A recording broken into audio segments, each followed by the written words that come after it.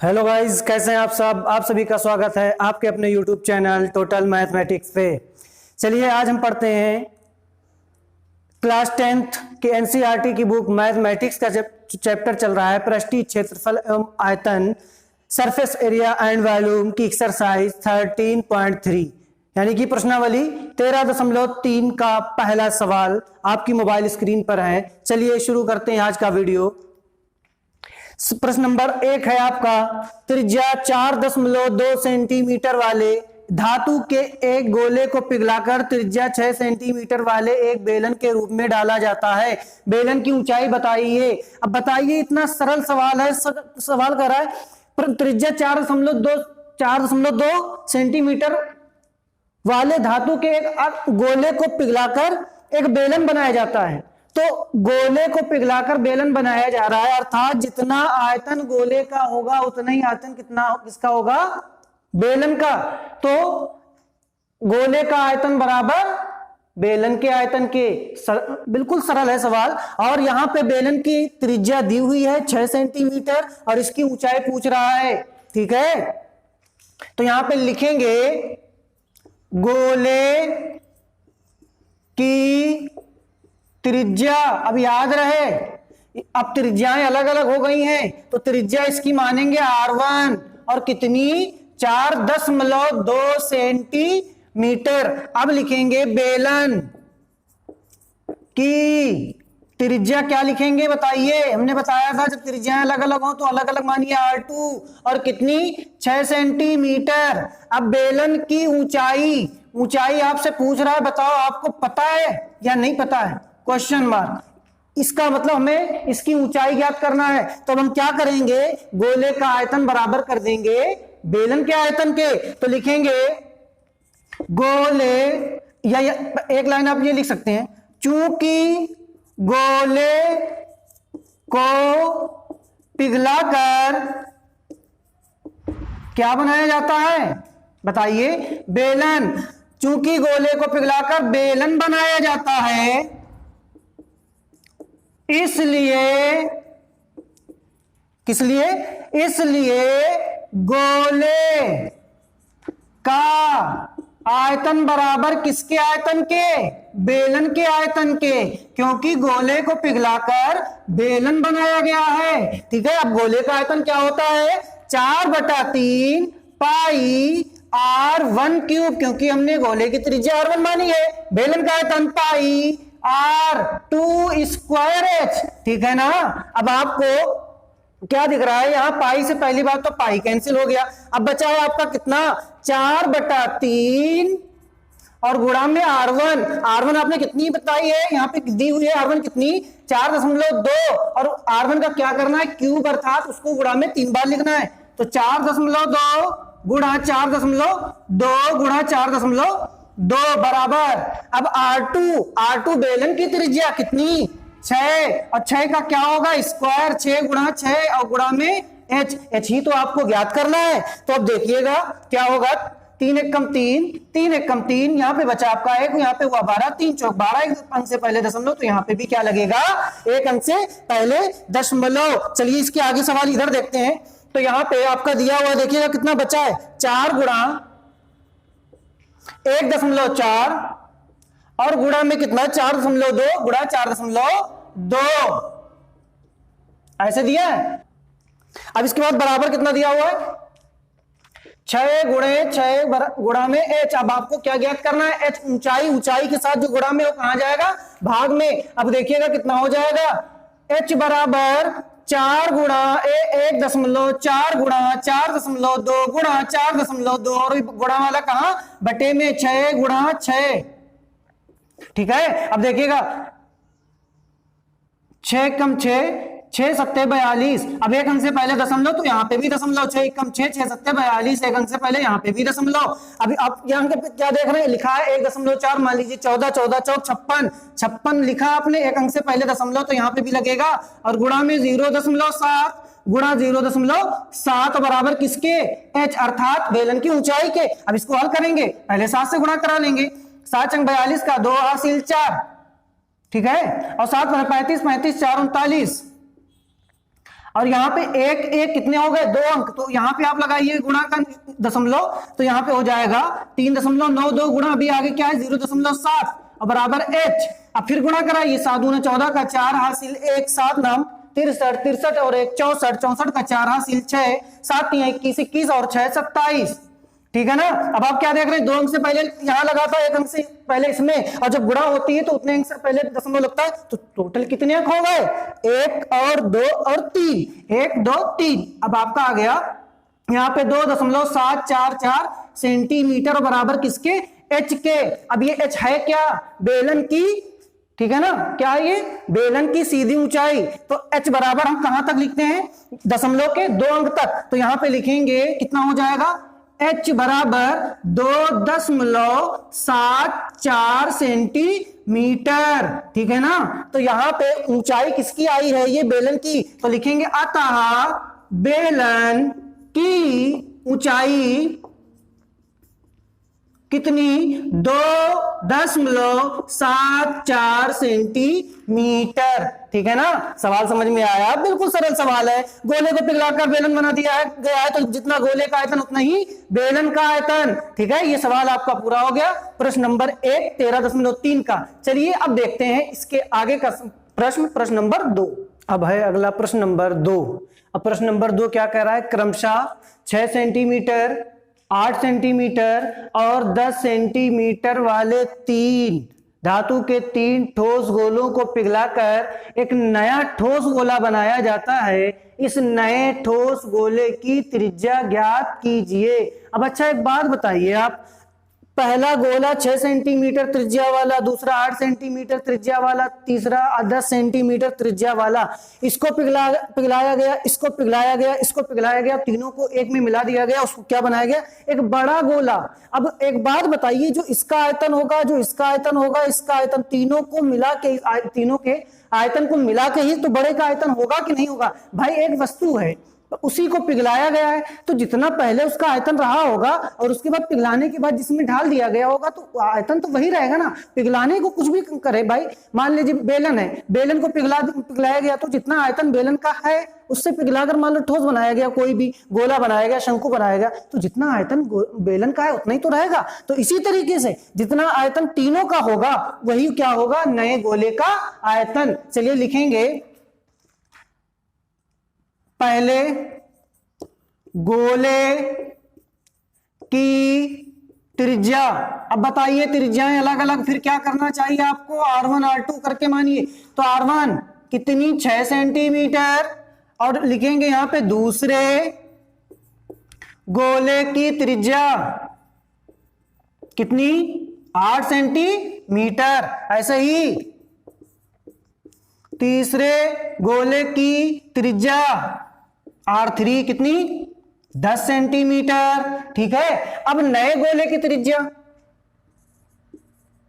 नए गोले की त्रिज्या क्या होगी, तो लिखेंगे नए गोले की त्रिज्या R, इसे केवल R मानेंगे। अब आपको पता नहीं है तो लिखेंगे चूंकि तीनों गोलों को पिघलाकर नया गोला बनाया जाता है। ठीक है। तो अब क्या लिखोगे आप, बताइए क्या लिखेंगे, नए गोले का आयतन, और किसके बराबर, पहले गोले का आयतन प्लस दूसरे गोले का आयतन और प्लस तीसरे गोले का आयतन। ठीक है ना भाई, तीनों को पिघलाकर नया बनाया गया, तो जितना तीनों का आयतन होगा उतना ही पहले का नए गोले का होगा। अब पहले का आयतन, अब इसका मान लो, इसका क्या होगा, नए गोले का आयतन, सूत्र तो होता है 4/3 पाई R क्यूब। अब R आपने अगर R1 रखी तो R1 R2, तो इस तरीके से। अब नए गोले की त्रिज्या क्या मानी, R, तो 4/3 पाई R क्यूब, और बराबर किसके, पहले गोले का आयतन 4/3 पाई R1 क्यूब प्लस 4/3 पाई R2 क्यूब प्लस 4/3 पाई R3 क्यूब। अब आप क्या देख रहे हैं, तीनों में कॉमन कितना हो सकता है, 4/3 पाई। मैंने कई बार बताया है, सवाल को आपको छोटा करके लगाना है, समझना है बहुत अच्छे से, परंतु लगाना है छोटे तरीके से। सवाल को बहुत लंबा लगा के क्या फायदा है, ठीक है ना। तो अब क्या हो जाएगा, 4/3 पाई आर क्यूब बराबर, हमने कॉमन किया 4/3 पाई। अब आपका क्या बचेगा, R1 cube plus R2 cube plus R3 cube, यही बचेगा ना। अब आप क्या देख रहे हैं, दोनों में 4/3 पाई से पाई कैंसिल। अब आपका यहां पे क्या बचा है देखिएगा, यहां पे है R क्यूब बराबर R1। अब R1 है कितनी, 6 सेंटीमीटर। अब 6 सेंटीमीटर का भैया क्या होगा, घन होगा, ठीक है। अब प्लस फिर कितनी है बताइए, R2 8 सेंटीमीटर, और इसका भी क्या होगा, घन करोगे आप, ठीक है ना।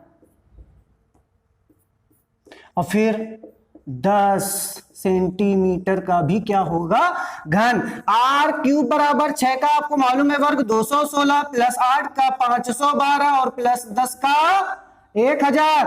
अब आप देख रहे हैं R क्यूब बराबर, अब जोड़ दीजिए 1512 216, तो 1000 में पहले 500 जोड़िए कितना हो गया 1500, और फिर 200 जोड़ दीजिए कितना हो जाएगा 1700। अब 12 और 16 जोड़ दीजिए कितना हो जाएगा 1728, ठीक है। अब आप देख रहे हैं ये R क्यूब है, तो यहां पे क्या हो जाएगा, जब इधर से आप क्यूब हटाओगे तो इधर लगाओगे करड़ी, और करड़ी की घात कितनी, अर्थात 3, 1728। अब इसका करड़ी की घात का मतलब भी समझते हैं क्या होता है, करड़ी की घात का मतलब है 3 है, तो उसकी जो अंदर आप गुणा करके उसको तोड़ेंगे या हल करेंगे तो उसका घनमूल निकालेंगे आप। अगर यहाँ पे कभी भी करड़ी की घात कुछ लिखी हो तो आप एक बात याद रखना कि कितनी होती है करड़ी की घात 2, जब कुछ ना लिखी हो, और जब 2 होगी तो क्या निकलेगा, वर्गमूल। अब 1728 का घनमूल क्या होता है, सभी को पता होगा, याद होगा भाई, R बराबर इसका जो आएगा घनमूल 12 क्या सेंटीमीटर। अब R आपने मानी क्या थी बताइए, क्या मानी थी आपने, R नए गोले की त्रिज्या, ठीक है। अब लिखेंगे अतः नए गोले की त्रिज्या कितनी, 12 सेंटीमीटर, ठीक है ना। कोई दिक्कत, उम्मीद है सवाल बहुत अच्छे से समझ में आया होगा। तो आपका प्रश्न नंबर जो 2 था, प्रश्नावली 13.3 का, उसका जो उत्तर आया है, नए गोले की त्रिज्या कितनी, 12 सेंटीमीटर। तो चलिए अब देखते हैं इसके आगे प्रश्न नंबर 3। अब है अगला प्रश्न नंबर आपका 3। अब प्रश्न नंबर 3 क्या है, चलिए देखते हैं। व्यास 7 मीटर और 20 मीटर गहरा एक कुआं खोदा जाता है और खोदने से निकली हुई मिट्टी को सामान्य रूप से एक चबूतरे पर फैलाया जाता है, जिसकी चबूतरे की विमाएं क्या है, 22 मीटर और 14 मीटर, अर्थात 22 मीटर लंबाई है चबूतरे की और चौड़ाई 14 मीटर है, ऊंचाई नहीं दी है। वाला का चबूतरा बनाया जाता है तो इस चबूतरे की ऊंचाई देखो पूछ रहा है, तो बात समझ में आई। व्यास है 7 सेंटीमीटर और ऊंचाई है 20 सेंटीमीटर, किसकी, कुएं की। कुआं कैसा है, बेलन के आकार का, देखिएगा 7 मीटर और कुएं की ऊंचाई 20 मीटर।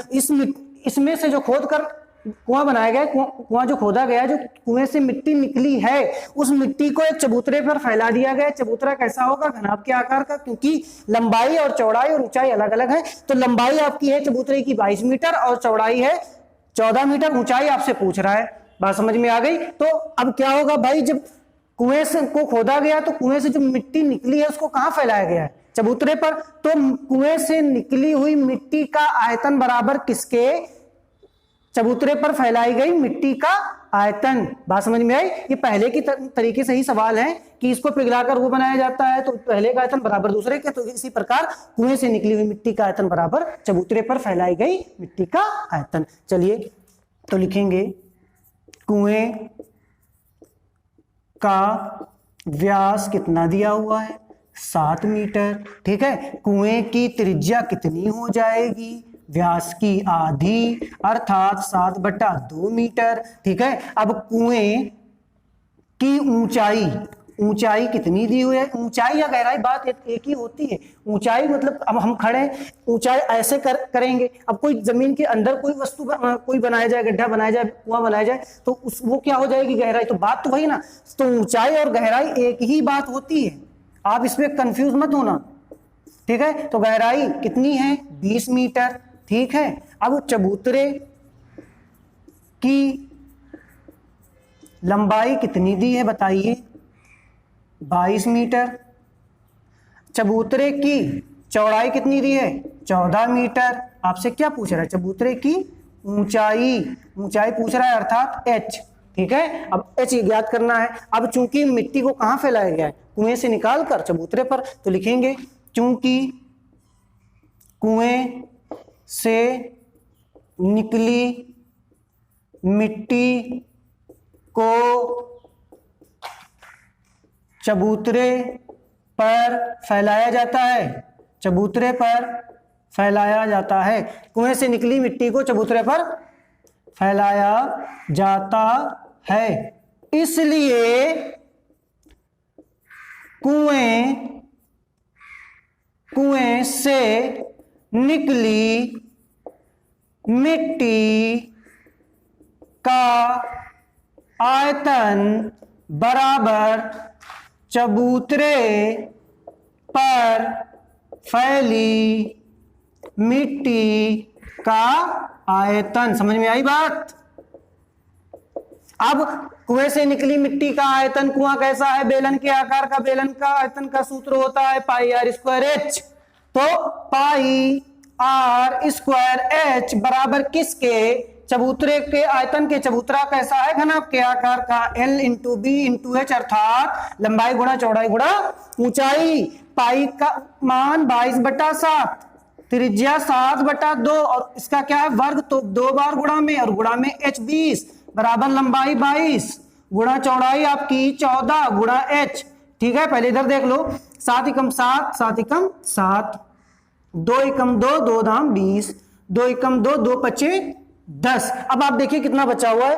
22 गुणा 1 अर्थात 22 एकम 22, ये तो 22 रहेगा, तो बचा 22 गुणा 7 ये वाला, ठीक है ना, और गुणा 5 और बराबर अभी किसके? 22 गुणा 14 गुणा h। अब आपको क्या ज्ञात करना है? h। तो h को आप उधर रखिए, बाकी इधर लाइए। गुणा में है, सब कहां जाएगा? भाग में। तो h बराबर कितना हो जाएगा बताइए आप? h बराबर हो जाएगा 22 गुणा 7 गुणा 5 और ये बटे में 22 गुणा 14। 22 से 22 आपका कैंसिल, 7 एकम 7, 7 दूना कैंसिल। अभी कितना आया है? 5/2 बराबर h। अब 5/2 का मतलब क्या है बताइए? आधी 5 की आधी, 5 का आधा कितना होगा? इसकी ऊंचाई 5 की आधी 2.5। 2 तो ऊंचाई बराबर h बराबर 2.5।